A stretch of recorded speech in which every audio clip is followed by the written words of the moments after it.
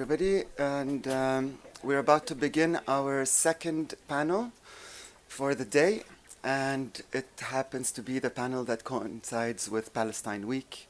So we have 4 speakers with us, and I will begin by introducing our discussant, Nour Abuzaid, who is a visiting assistant professor at the School of Architecture and Design at the American University of Beirut. His work focuses on the material histories and visual cultures of the modern Arab world.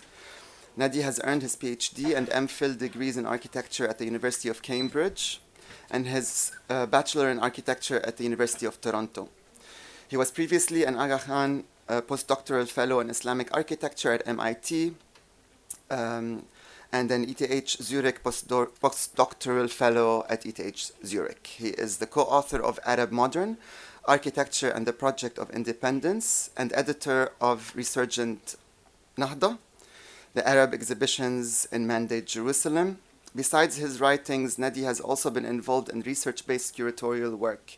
He has curated and participated in a number of exhibitions around the world, including in Ramallah, Amman, Zurich, Venice, Dubai, and Montreal. I also want to say that we are hosting a book launch for Nour soon. The date escapes me.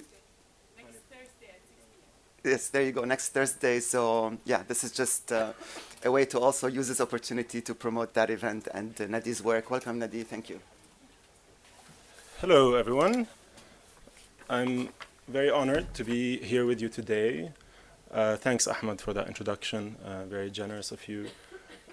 Just to reiterate that this event is taking place in conjunction with Palestine Week, which is co-organized with the Palestine Land Center here at the AUB. I'll start us off with a little poem, actually, by a Jamaican poet named Kay Miller, where he imagines a conversation between a Western cartographer and a Jamaican Rastaman. The cartographer says, "What I do is science. I show the earth as it is, without bias. I never fall in love. I never get involved with the muddy affairs of the land. Too much passion unsteadies the hand. I aim to show the full of a place in just a glance." The Rastaman thinks, "Draw me a map of what you see, then I will draw you a map of what you never see. And guess me whose map will be bigger than whose. Guess me whose map will tell the larger truth." So, juxtaposing the rigidity of the cartographer's Cartesian knowledge with the intimate tacit knowledge of the Rastaman, Miller captures the complex and power-ridden dynamics of mapmaking. Whereas the cartographer aims to represent the place objectively at a glance, the Rastaman opens our eyes to the unseen, the unnameable, that which defies codification.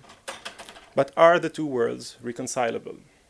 I believe that the 4 projects before us today are an effort to do just that, to animate the cartographer's map of Palestine with the muddy affairs of the land, to bring history and politics into the map sheets, and to reinscribe the Palestinians, past, present, and future, onto the land.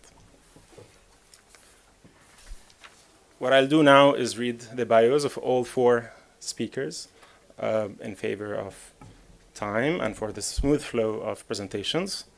We'll start with our colleague Batoul Yassine, who is a research coordinator at the Beirut Urban Lab here at the AUB, with extensive experience in architecture and urban design. Her research explores urban recovery in areas impacted by crises, war, and displacement. Her recent work focuses on developing inclusive and participatory recovery strategies for post-conflict and post-war contexts in Lebanon and across the Arab world. She holds a master's in urban design from the AUB and a master's in architecture from the Lebanese University. So that's Batoul, who will be our first speaker. Ahmad Barclay, our second speaker, is an architect, UX designer, and coder who currently heads the advanced data formats team at the Office for National Statistics. Previously, he held award-winning infographics and visual storytelling projects as a founding partner with Visualizing Impact, including Palestine Open Maps, which I'm sure you're all familiar with, or many of you are. which is an open data project supported by Mozilla and Creative Commons. Ahmad has contributed to a variety of publications and facilitated courses and workshops based on his projects and practices in Beirut, London, Lisbon, Amman, and Bangalore. Our third speaker is Nour Abuzaid, who's an architect, researcher, and computational designer. She's a senior researcher at Forensic Architecture, where she leads the web development team, conducts spatial investigations, and develops computational research methods. As a MENA liaison, Nour teaches forensic architecture's investigative methods to regional collaborators. She's committed to creating publicly accessible web-based research tools aimed at supporting grassroots activism, particularly for non-expert actors on the ground in Palestine. Since October 2023, Nour has led and contributed to multiple investigations into Gaza, including the very important work on Cartography of Genocide, a comprehensive cartographic analysis published as both a web platform and an in-depth report, and I believe she will tell us more about the project. And finally, also our colleague, Nikolas Kosmatopoulos, if I got that right, who is an associate professor of politics and anthropology here at the AUB, author of Masterpiece, Lebanon's Violence and the Politics of Expertise by University of Pennsylvania Press, and PI for the URB-funded Fair Ships research project titled Floating Activism and Insurgency Research with other partners who he will probably tell us about. Thank you, everyone, and we will start with our first presentation by Batoul. Thank you so much for allowing me to the opportunity to share work we are doing at the Beirut Urban Lab within the framework of critical mapping. Actually, I'm still thinking about the discussion of the first panel. I hope my presentation will have answers to many of the questions that were raised during the discussion session. Before I start, I wish to thank members of the BUL team, including Mariam, all others, led by Dr. Huwaid Al-Harithi, who are actually part of the research leading to this paper. So basically, this paper interrogates the intersection between documentation, mapping, and narrative weaving. It presents tracking as a modality of narrative weaving while arguing that archiving through digital mapping can facilitate for the formation of multiple narratives. So multiplicity here is really important. Through unarchiving, it can also facilitate the production of future imaginaries, ones linked to the recovery of sites of herbicide. The paper mainly focuses on the Beirut Urban Lab's ongoing project on Gaza, tracking the herbicide and Gaza platform, critically examining herbicide as it intersects with archiving within context of a violent herbicide. I want to set the work against the cumulative experience of the lab on archiving and urban recovery across multiple geographies affected by conflict, war, and disaster. So basically, BUL has mobilized in response to previous disasters, urban traumas in the region, and Gaza was no exception, and was a calling of sorts, drawing nonetheless upon the lab's collective experience and its position on recovery.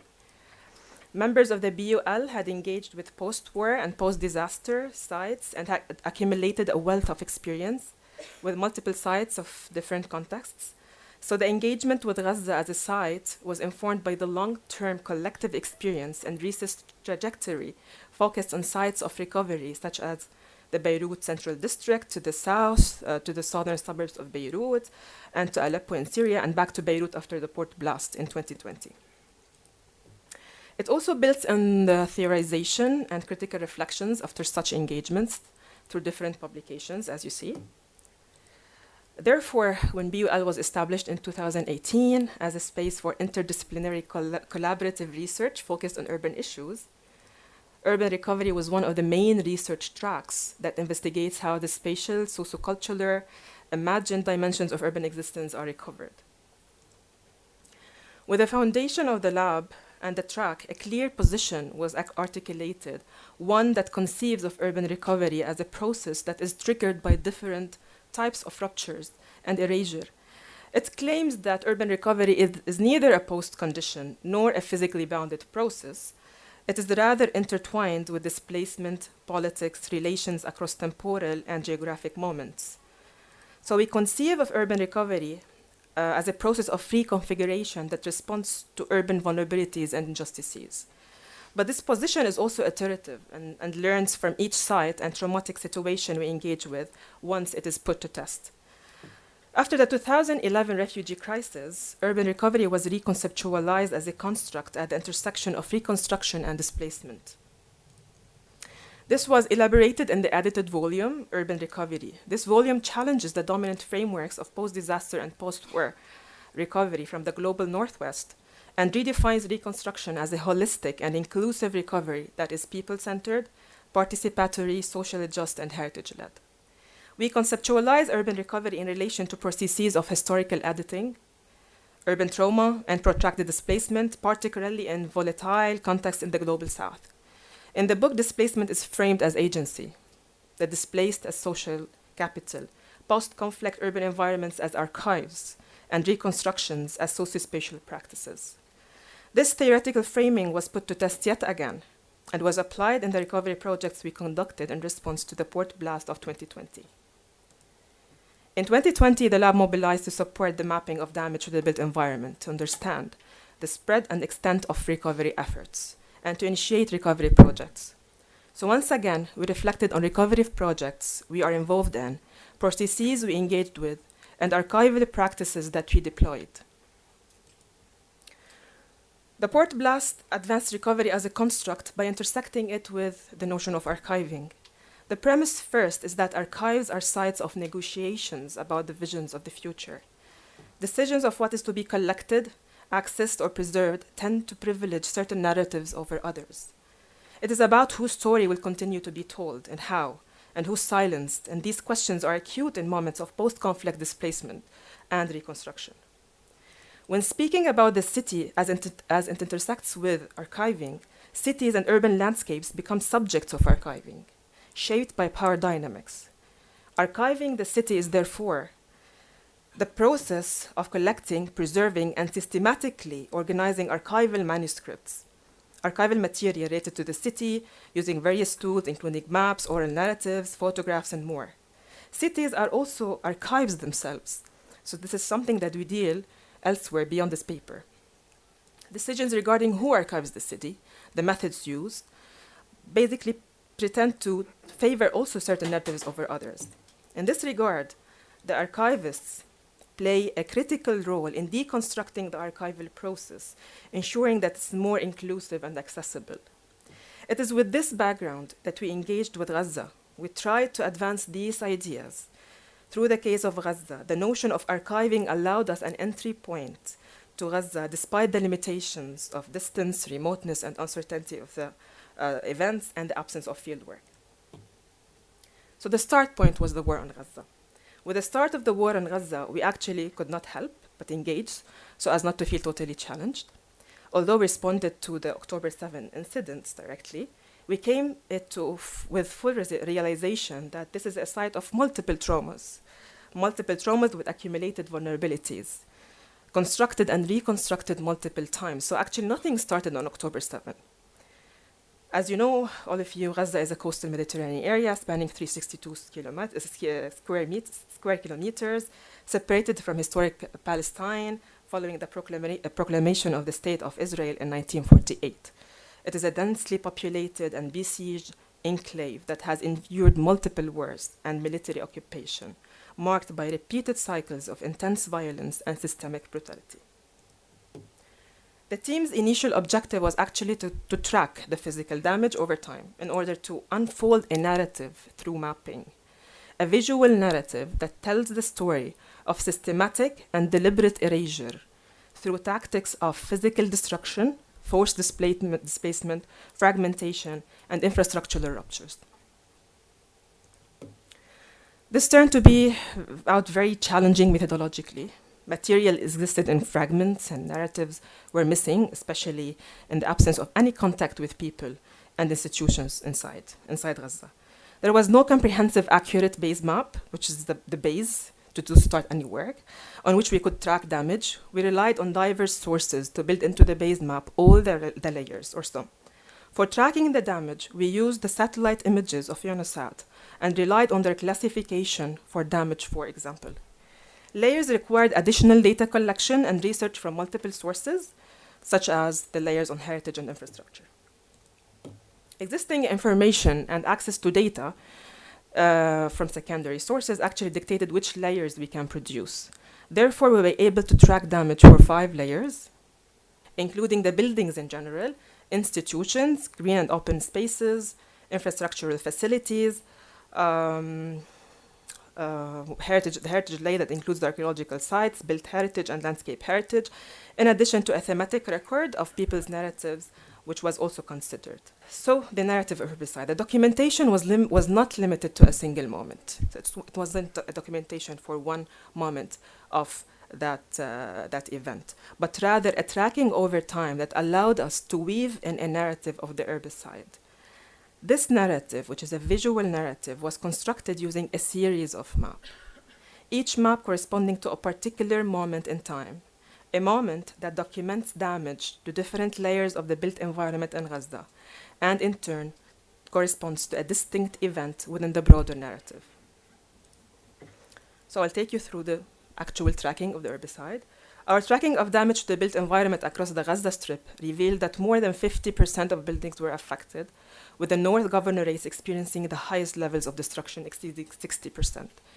Initially, buildings were targeted to clear pathways for ground invasions at various stages and locations. However, destruction later became systematic and deliberate, aimed at rendering entire neighborhoods unlivable. Institutional infrastructure also suffered severe losses. Schools, universities, hospitals, and mosques, once central to the everyday life of the people of Gaza, were heavily targeted. As of December 2024, approximately 80% of these institutions had been damaged or destroyed, leaving Gaza stripped of its essential services and social anchors. Starvation was similarly systematically inflicted through the targeted destruction of Gaza's productive landscapes. By September, more than 75% of agricultural fields and 85% of greenhouses had been destroyed, transforming once cultivated areas into barren wastelands. Key infrastructure was also systematically attacked. By December, at least 115 critical facilities, including those providing electricity, water, and energy, were damaged or demolished. Along with over 65% of the road network severely disrupting mobility and basic life-sustaining systems.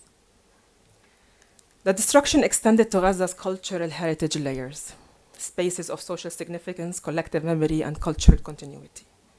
As of December, 60% of documented heritage buildings and 83% of identified heritage sites had sustained damage or completely destroyed. This series of maps, showing an unprecedented scale of violence and destruction across both the built and natural environments, actually constitute the narrative of herbicide. Herbicide here refers to the intentional destruction of the urban environment, not merely as a byproduct of military action, but as a deliberate assault on urbanity itself. According to Coward, herbicide involves a systematic targeting of urban spaces, not only for the symbolic or strategic value, but also to eradicate the material foundations that sustain heterogeneity. The sheer scale of this herbicide presented yet another moment of critical reflection and interrogating practices of archiving and modalities of recovery. While unfolding the narrative of herbicide as an evidence-based narrative, we were also engaged in building the archives for Gaza with its multiple layers. This process of tracking the damage across different layers of the built and natural environments became the core of a digital platform developed to archive this ongoing herbicide. So we had to think of how to archive, what structure, and what archival practices can lead to it. Who will access this archive and how to make it accessible? At the foundation of the platform tracking the herbicide in Gaza is an updated and georeferenced 2D map. This base layer incorporates the multiple spatial layers of Gaza's urban fabric.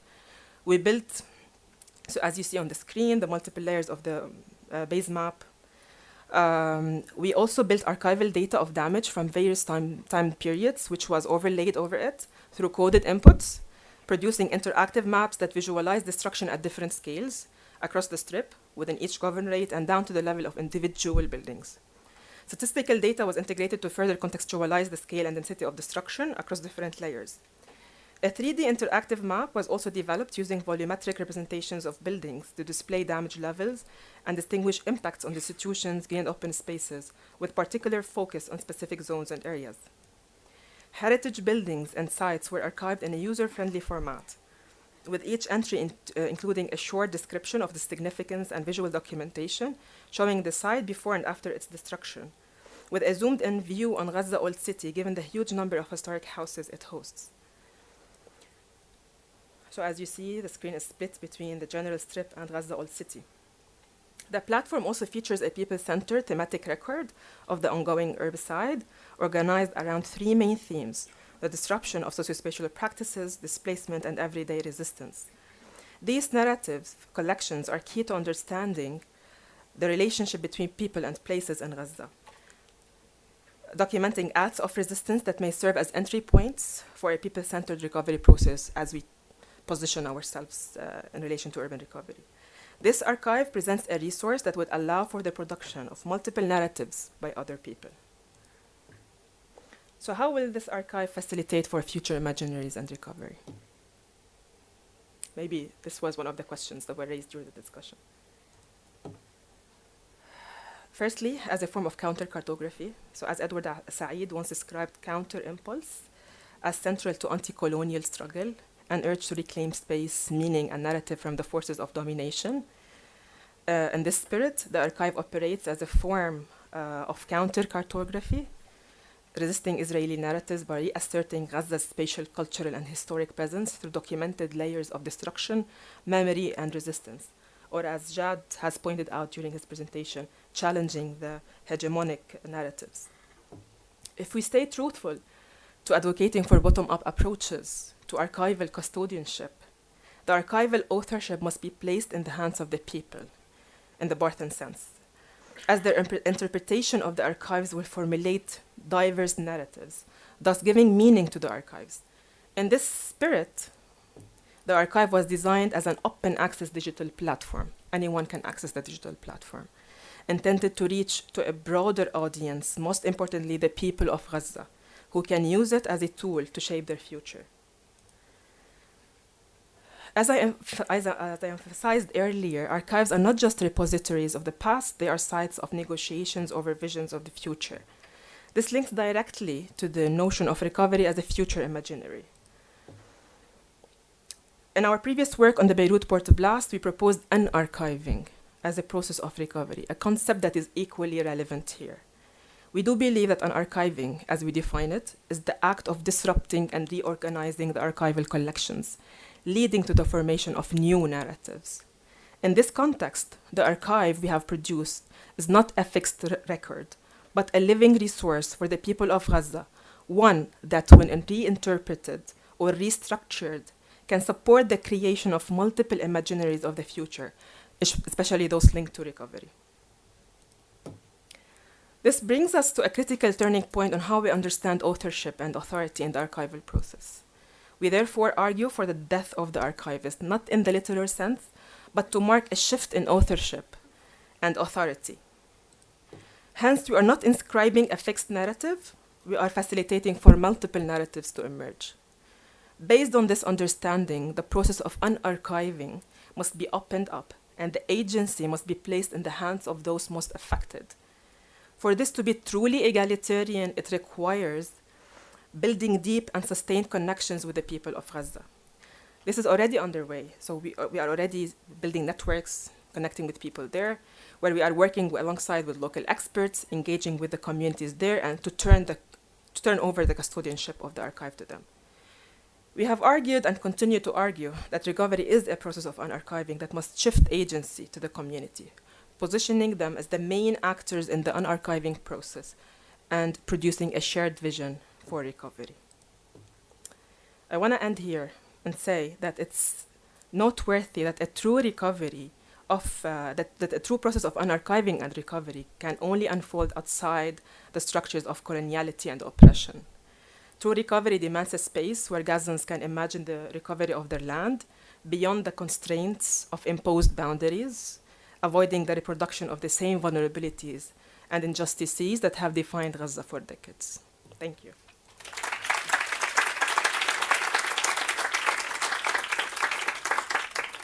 I will also be talking kind of on the topic of Palestine and mapping, but the presentation will mostly focus on kind of form rather than content in a way. So I'm looking at so when I say surfacing hyperlocal stories, mapping, scrollytelling, and semi-automation, I'm looking at techniques for kind of storytelling at a kind of small scale and large scale at the same time, and I think it'll hopefully make more sense as I go through the slides, which are numerous, and I hope I can stick to the time, but please do keep me in check.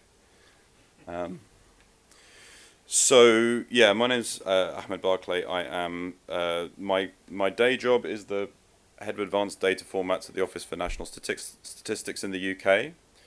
And I was previously a founding partner with Visualizing Palestine and established Palestine Open Maps.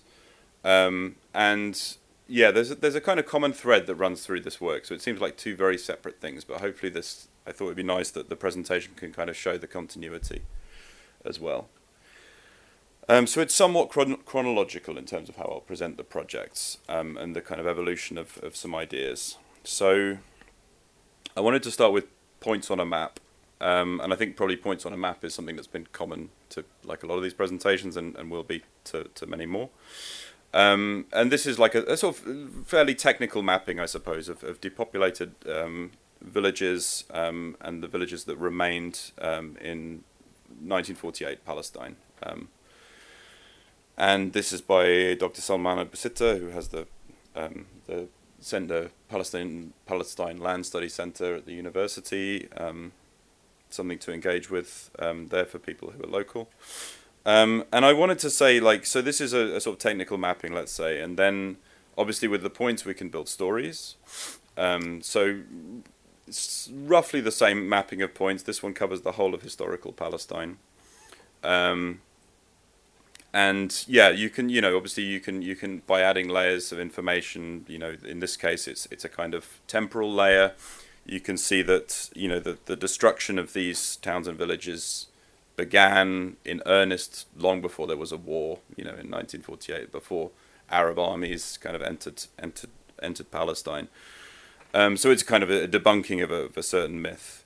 There's also, you can tell another story with the same points, which is about the status of those villages that were destroyed, what the status of the land is now, and that many of these sites haven't been built over. They're covered in mostly in like forests, but essentially the sites of those villages still remain. So the idea there's not enough space for people to return, there's a kind of story you can build from the same points. But each point has its own story as well. So all of these are towns, villages, cities. They each have thousands of stories actually, but let's imagine each one has a story.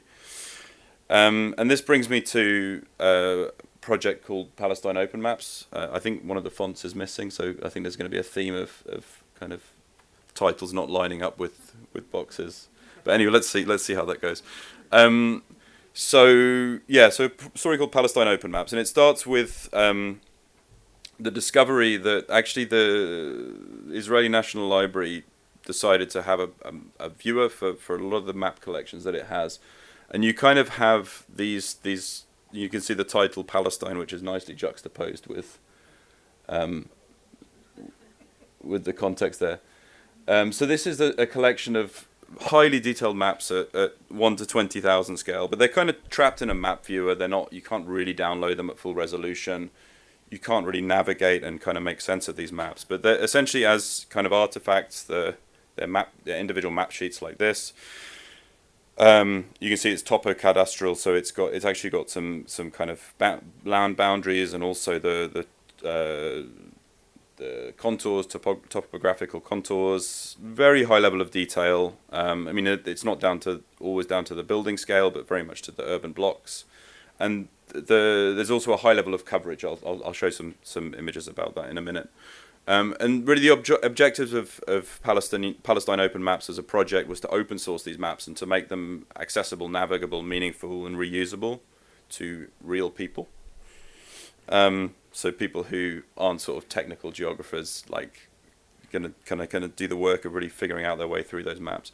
And this was where we started, was with in Amman in 2018. We had an opportunity. There was a kind of hackathon that was hosted by Visualizing Palestine and the Columbia Studio X Amman.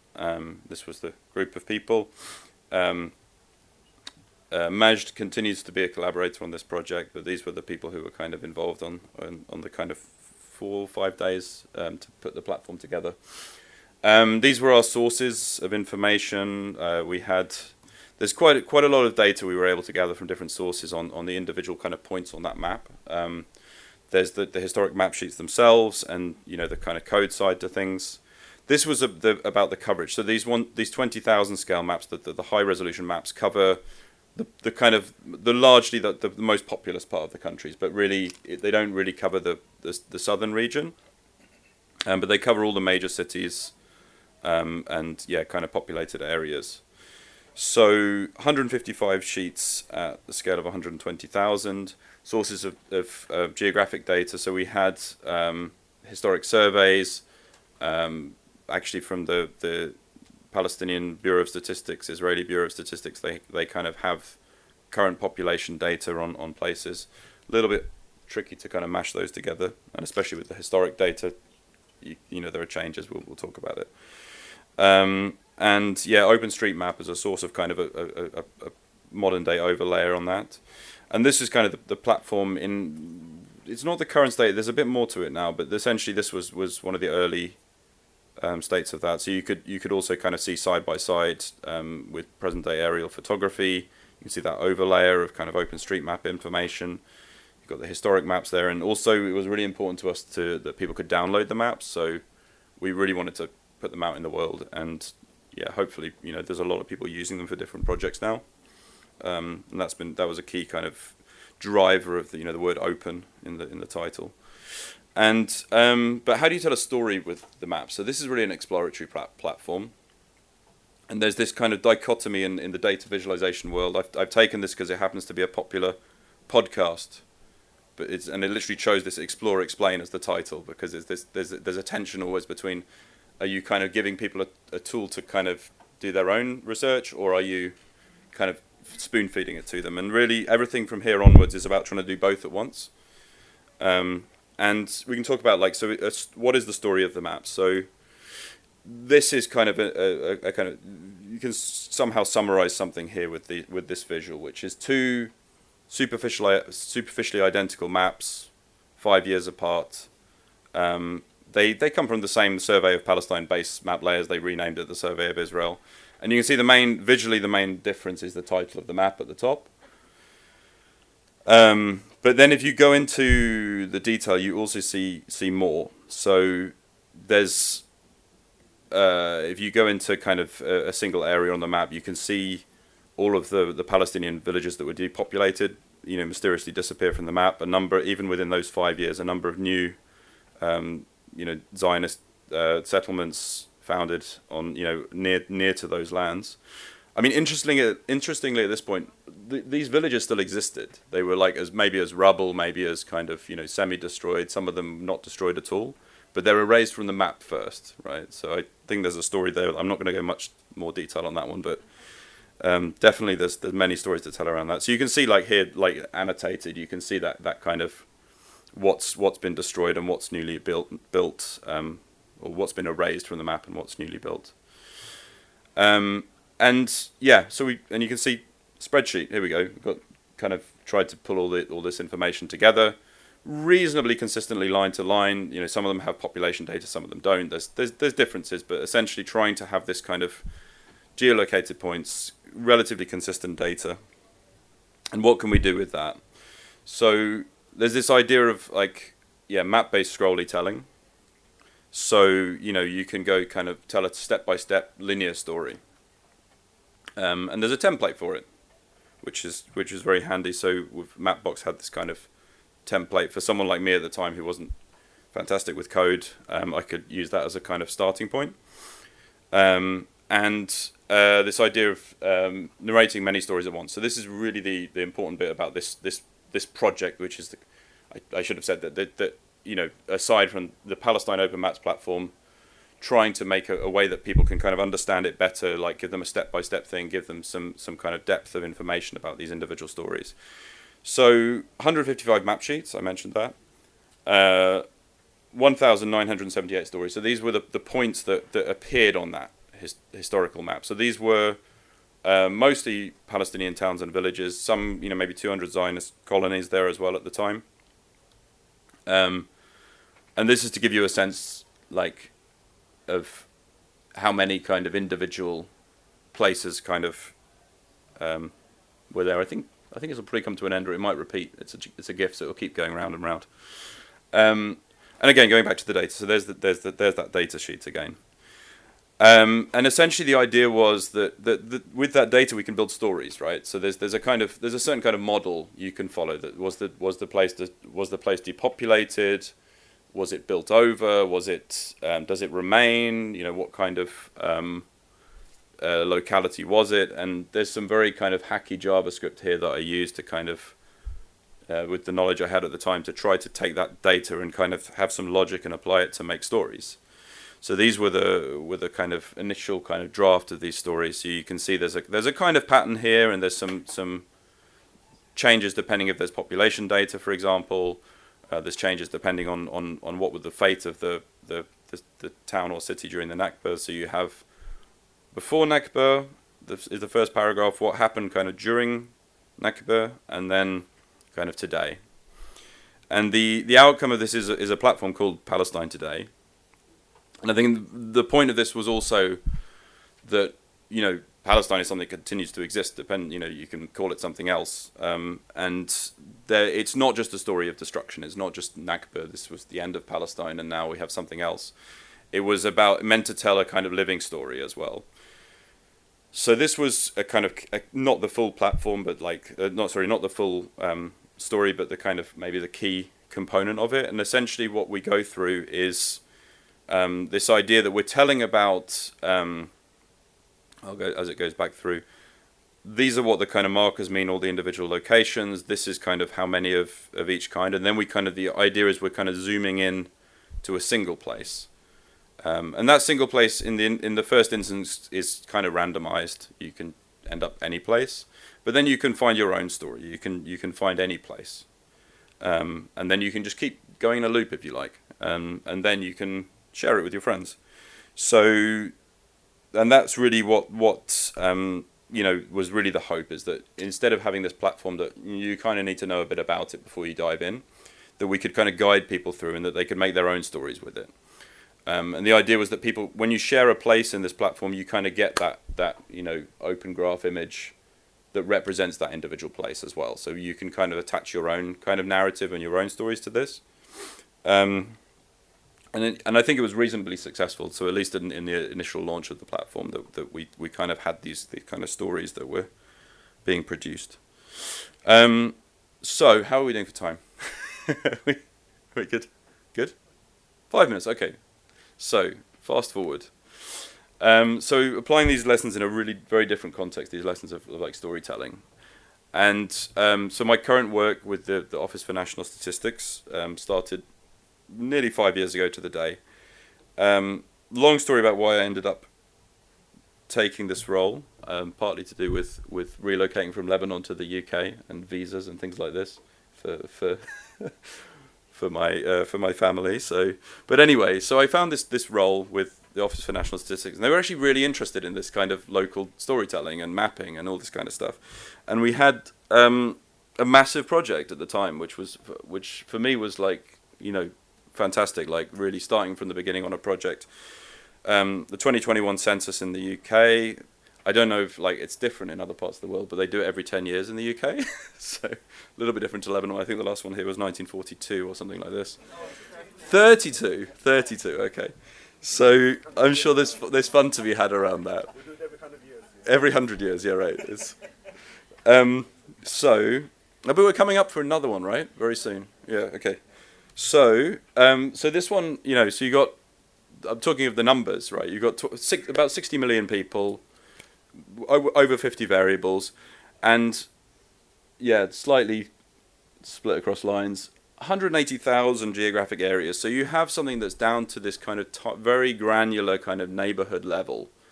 This is a very poor mapping of that, probably. So I think what I did do, and you can see, sorry, and these 180,000 lines of data on these tiny little neighborhoods. And this was kind of just to give a sense. You've got like local authority level. You can like zoom into something called a middle layer super output area.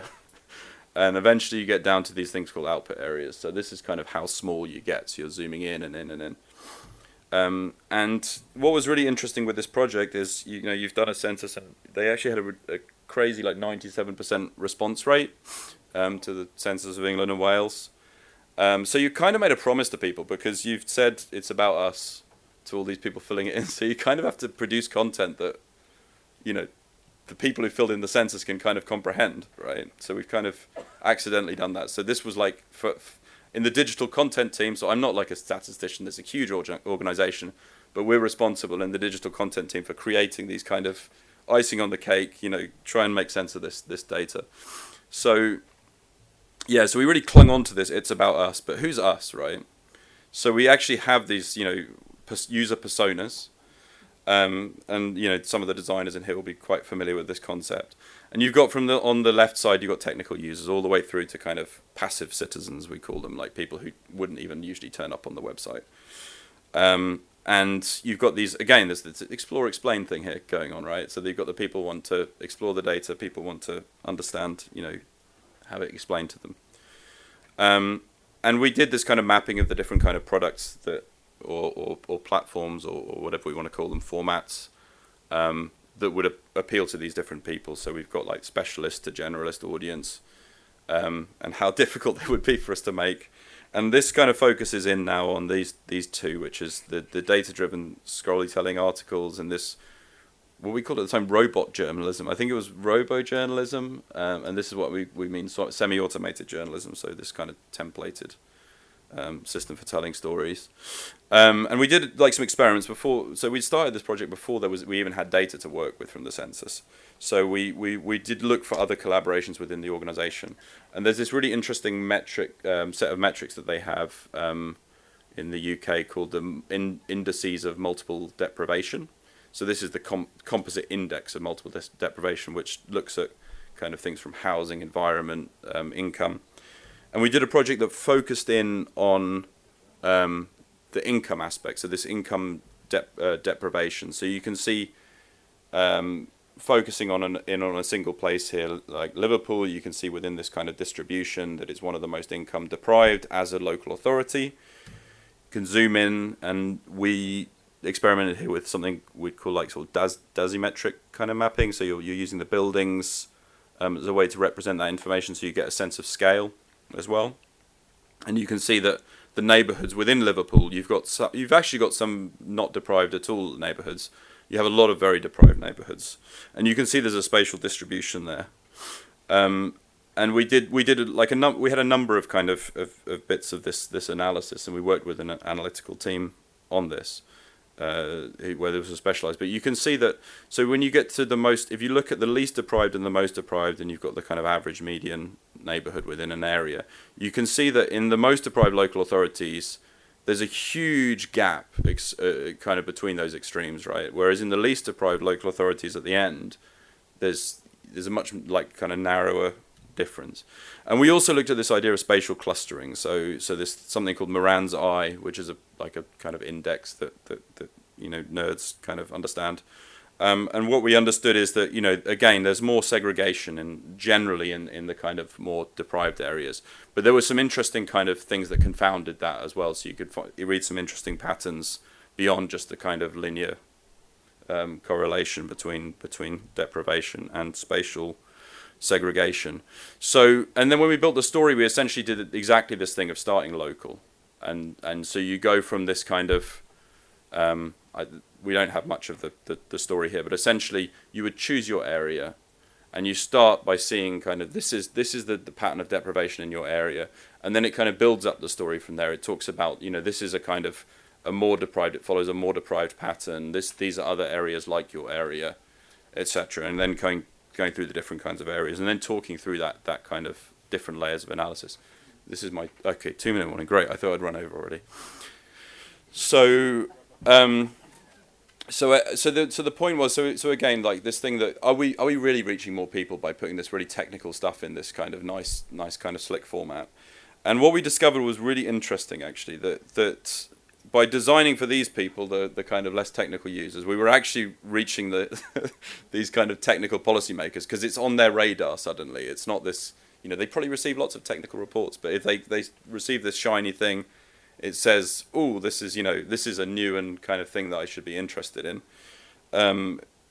It kind of, and like it really kind of, it sort of created a kind of buzz, like in, you know, the civil service. Oh, maybe everyone should be doing scrollytelling. And actually, the result of that was there was this kind of big report that was created. Graphic designers should be offended by this thing on the left, but anyway, I'll say. And interestingly, yeah, Northern Ireland is almost completely covered by the word.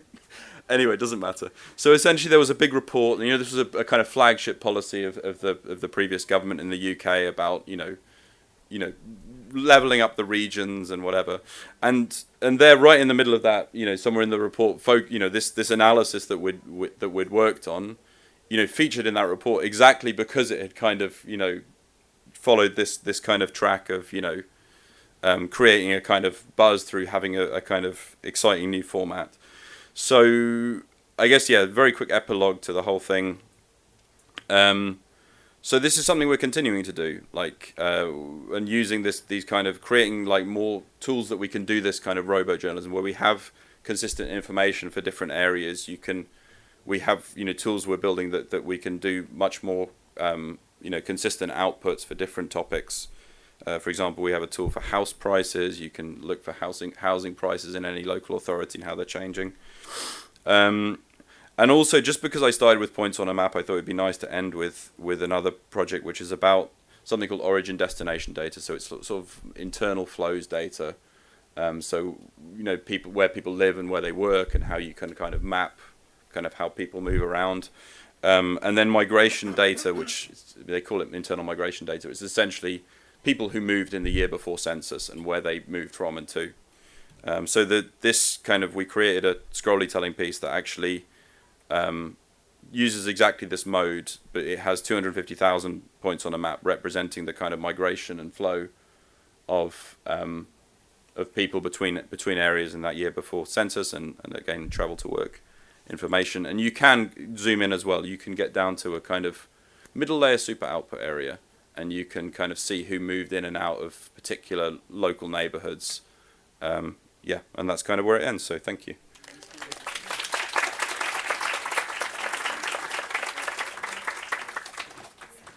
Hello everyone. I want first to warn you, for those of you who got used to this amazing imagery, I'm an anthropologist. So, sorry. It's not going to be that fancy. Actually, there might be some images missing in anthropological fashion, yeah.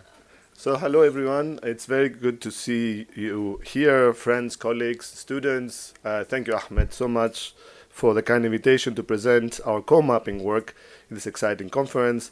Thanks to Antonia and the master students in urban planning for making it such a smooth experience so far. And I'm deeply thankful to a team of amazing student researchers and colleagues. I would allow me to present them. Rua, Shakaroon, the project GRA deserves credit for much of the presentation design and project coordination. Mistakes are all mine. Dina and Chris joined through the university research volunteering program and will present also their parts. Gesine from Germany, Uba, Ali from Somalia, and Yara from Sur are also present here through their work in the form of course papers, videos for sociology and anthropology department, or as master thesis for the PPIA program. And last but not least, ISIL, right? The Inclusive Cloud Innovation Lab, ISIL or ISIL? ISIL. And Patrick and his team digitized the material and will add their perspective here after me. Two caveats are in order. First, we are late addendum to the panel. So this, the last slide was added actually a few minutes ago. So you have been warned. Second, this project began under the Israeli bombs on Lebanon in September 2024. It is work in progress, and that will only get better, hopefully, through your feedback today onwards. So I have been a long-time fan of city debates. Even before I was hired at AUB in 2015, I was actually following the debates and at the Beirut Urban Lab. In the 2016 edition, I had the joy to be discussant on a keynote on militarized humanitarianism. I still have that poster on my office wall. And I still have the memory of discussing the prospect of rising fascism in the US. And here we are now, living through it, surviving through it. We live through tremendous, extraordinarily dark times. In these times, when genocide is live streamed and entire populations disappear from the surface of the earth, all action and all inaction are vital. Our times are of perpetual war, state repression, rampant Islamophobia, and rising authoritarianism. Yet they are also times of mutual care, resistance, and solidarity. During such times, empirical questions become urgent piercings through thick walls of complacency. Questions like, what does solidarity mean in times like this? What are its limits if protesting genocide out of solidarity can get you deported? How does Palestine solidarity change us and the world around us? How does allilegi, the Greek word for solidarity, meaning the pledge to the other, the etymological meaning of the word, affect those who pledge solidarity to Palestine? And more specific about this project, how does Palestine solidarity alter thinking from and through the sea? How does alter thinking acting in the sea? How does the anti-colonial insurgency in Palestine connect and enhance international solidarity movements and other struggles against neocolonial formations at sea? Can we think of a solidarity-induced insurgency in saltwater, beyond the focus on dry land? I leave these questions to linger a bit with you while I present the broader Insurgency project. Insurgency is the name of the digital platform for FAIRSHIP's project. FAIRSHIP is an acronym for Floating Activism and Insurgency Research on Ships, humbly funded by URB at AUB. FAIRSHIPs explores ships and maritime spaces as analytical units for in-depth analysis, a study of an emerging politicization of the oceans that remains uncharted. It builds on the socio-economic centrality of the ship to explore its potential for grassroots activism and insurgent politics beyond the territories of the nation-state and terra-centric trends in social theory. The project is supported by CELME. It stands for Critical Ecologies Lab for the Mediterranean East at AUB, an experimental interdisciplinary research and education lab at the intersection of ecology, social sciences, and humanities that we just established. We want to support socially impactful research and experiment with multiple ways of learning, knowing, experiencing, and advancing robust communities within just, healthy, and liberated ecologies. There is currently a renewed drive that is transforming oceans from a site exterior to our terrestrial designs to one where new forms and modes of knowledge, investment, mobility, and governance are rapidly emerging. Geolocating technologies are bounding and fixing oceanic landscapes, once unmanageable and unimaginable. Remote sensing devices are chronicling and cataloging the oceanic more than human as accessible resources. Mechanical, biological, and aquacultural advances are assembling into new foundations for corporate investment, a state-sponsored blue growth. Military, security, and extractivist regimes are expanding their jurisdictions into the ocean, and previously impossible territorializations are emerging along with new forms of regional, national, and international planning and technocratic governance. In parallel, coastal states and interstate coast guard agencies devise new models of governing human mobility based on a mix of humanitarian principles, demographic priorities, and populist demagogy. Indeed, where the oceans once were mere surfaces across which terrestrial productions, forces, and bodies flowed, it is now a destination and emerging territory for a range of human entanglements, productive and otherwise. Taken together, there is a great appropriation of the oceans. Faced with state and science, indigenous communities around the world become increasingly aware of partial aspects of this emerging regime of global governance. They often rise against it or engage in multiple forms of contestation, adaptation, and negotiation. The relationship of these communities to the sea also varies extraordinarily. Some are coastal communities affected by extractivist industries. Others might be inspiring activists to protest deteriorating humanitarian conditions, sieges, and deportations elsewhere. Others might be insurgent communities who take to the sea to tackle uncharted memories of injustice. How do rising indigenous politics relate to and impact contemporary oceans and vice versa? And how do local communities act through the sea? How might they politicize the oceans, and to what effect? In the last 20 years or so, the world oceans and seas have witnessed the deployment of countermapping as means to protest, protect livelihoods at risk, promote community justice at sea. Here are some examples: the Environmental Justice Atlas on the left, Forensic Oceanography in the middle, and the Double Standards Project on shipping, and there are also some more. We consider these projects inspirational, essential parts of an ongoing toolkit to navigate insurgent seas. In the spirit of the conference's motto, co, re, and unmapping, we envision our work as follows. First step, placing the dots. Collective research, we begin by placing the dots on the map collectively. We research activist insurgent community ships branching out from our region, connecting several seas and the two oceans, at least, towards the wider world. As we move outwards, we deepen the dots with general and community-generated context through library archives, visuals, and other open sources. We will set up a wiki-based website through which the general public, activists, and civil society and the communities addressed can add their voices, visuals, storytelling, and their own data. The second step, remapping, reconnecting the dots, weaving counter-narratives, which we organize under 7 dossiers. The third step, we plan, unmapping, communalize the dots, open them to public ownership, open source, and then politicizing the dots, turn them into tools for politics, policy, and activism, such as blue justice, solidarity, reparations, and so forth. Our 7 dossiers are the following. This is a way to categorize the different instances of insurgency at sea. I'm going to be talking only about the 3 ones that are highlighted in red, and the rest ones, I guess we can talk about them in another time when I'm invited back to it next year, maybe. Hopefully we're going to be a bit more advanced.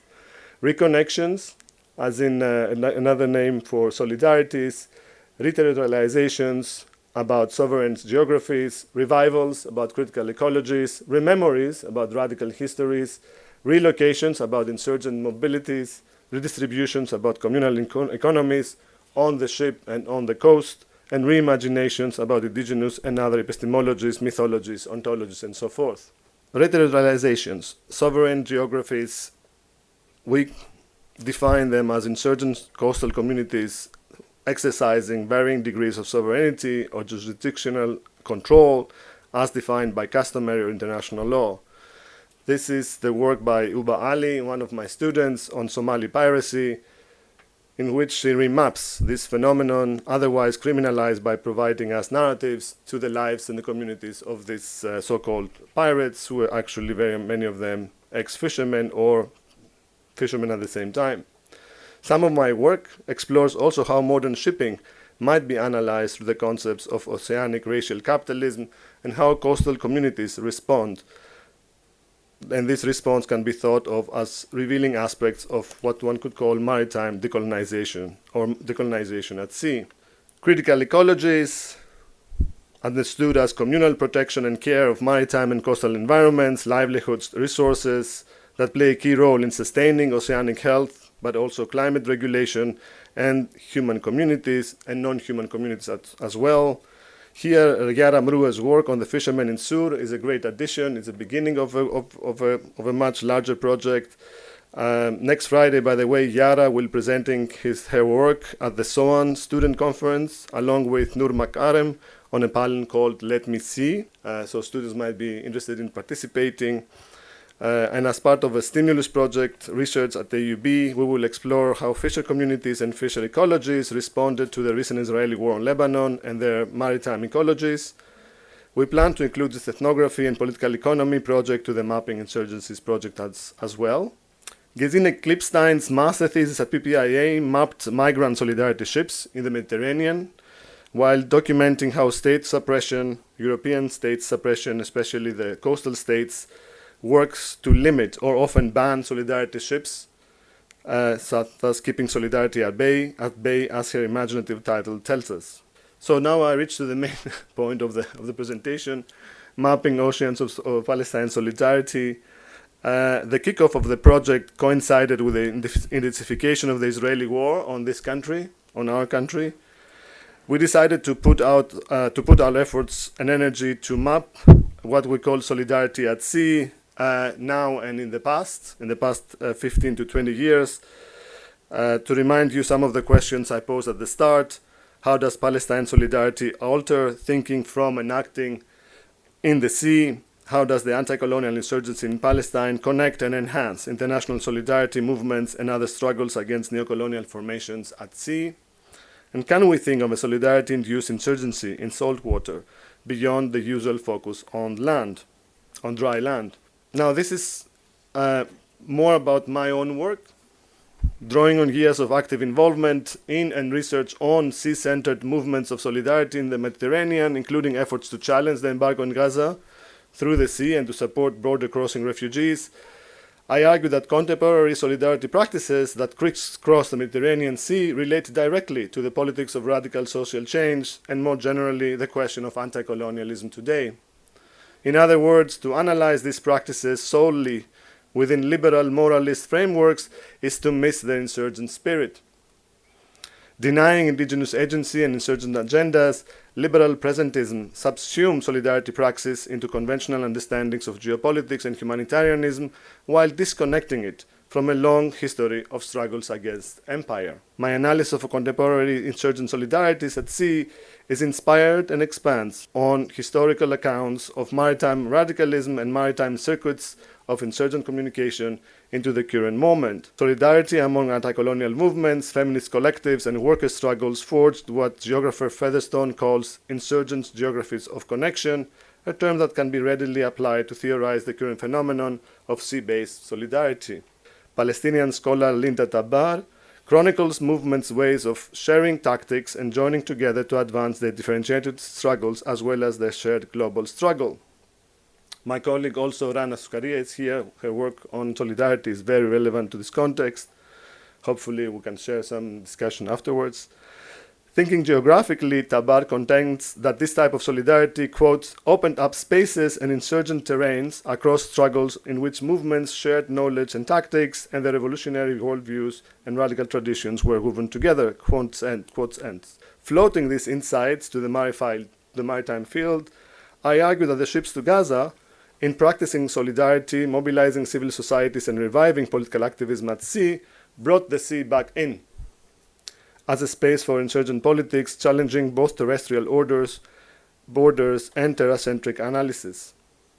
What I define as transinsurgent solidarity are situations of unintended, often politicization, radicalization, and insurgent transformation of spaces and communities related to those providing support and solidarity to revolutionary causes and insurgents elsewhere.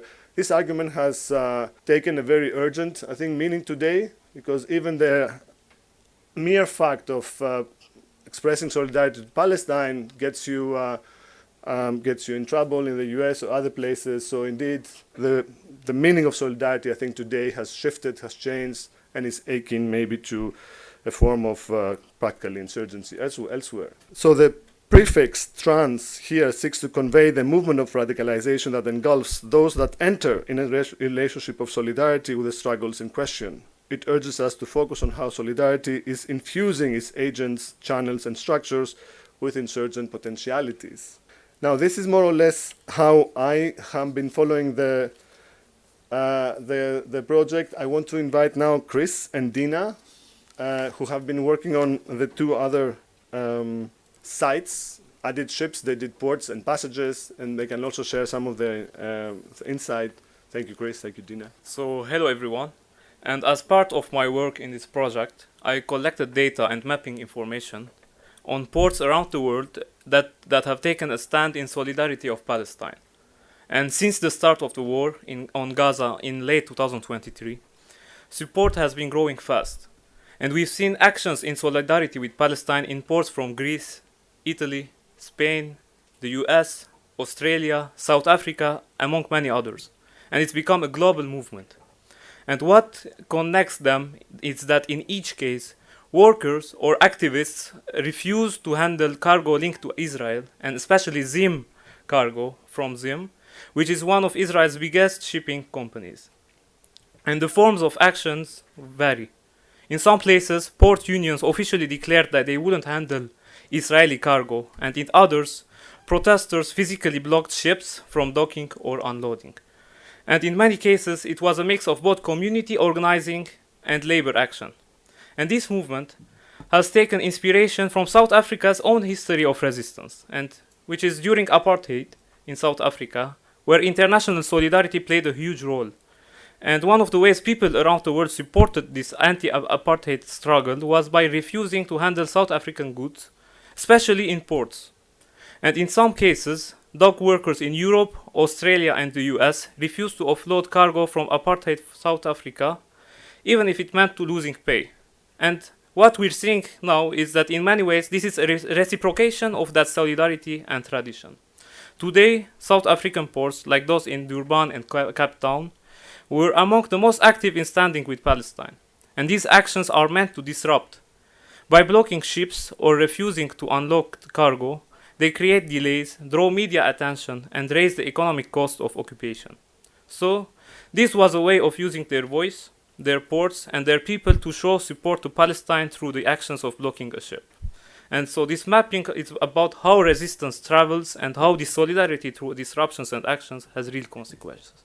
Thank you, and I give the floor to Dina now for more on what we did. Thank you. Thank you, Chris.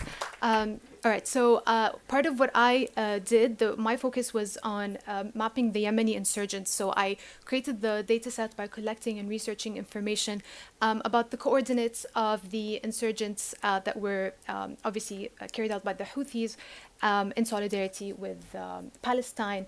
But I want to use this opportunity to speak about our ethos a little bit. And to do that, I want to highlight this image of Bab al-Mandab that you see at the bottom. The Bab al-Mandab Strait is obviously the choke point that connects the Red Sea to the Gulf of Aden. For international actors, this is seen through the lens of security and trade. This is their concern. This is how they look at it. But in this narrow view, there is a lot that is left out. So, for example, there are indigenous communities like the Tahama and the Zaronic tribes that have lived along this coast for centuries. And, you know, they're simple communities. As you can see, they've sustained their livelihood through centuries through boat building and fishing. But beyond this, they have a long legacy, a long tradition of anti-colonial resistance that is part of how we can connect this project to what has been erased.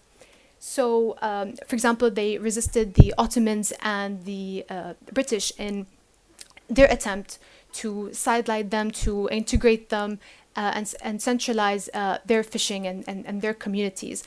They resisted that, and they've maintained autonomy over their way of life and their mobility.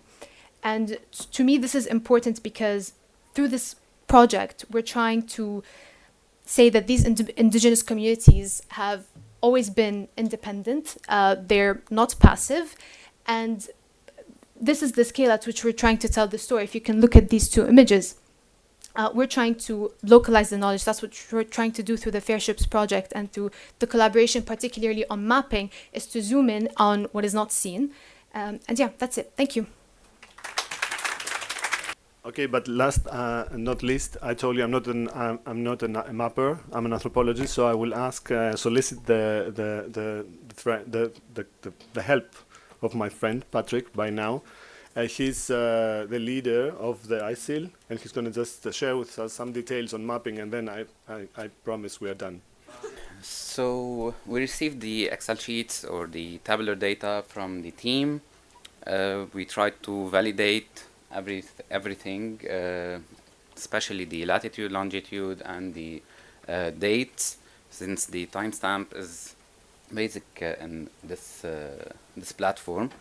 And we can see that we have also origin and destination. So that's why we had to literally validate every single port. And then we, once cleaned and validated, we verified all the fields, and the dataset is ready to be geospatially transformed.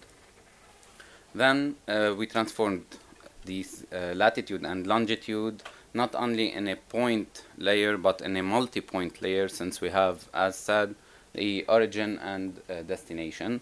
So we overlaid also a raster dataset provided by World Bank for the intensity and density of ships, and this is like the ocean's world highways.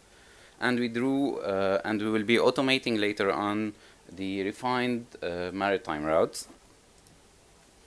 Then we brought the dataset into life using ArcGIS Experience Builder, the developer edition, not the usual one. We used our dynamic slider, which was built in-house, and we used custom JavaScript codes that helps in showing the attributes and the narratives of each route, each port, and each ship. So this is our website. So here we can see, for example, this is one of the routes. Okay, so here is one of the routes with the origin and destination of the ship. We can click also on a second one. This is from California to Ashdod to Israel. Also we can see this data set based on time.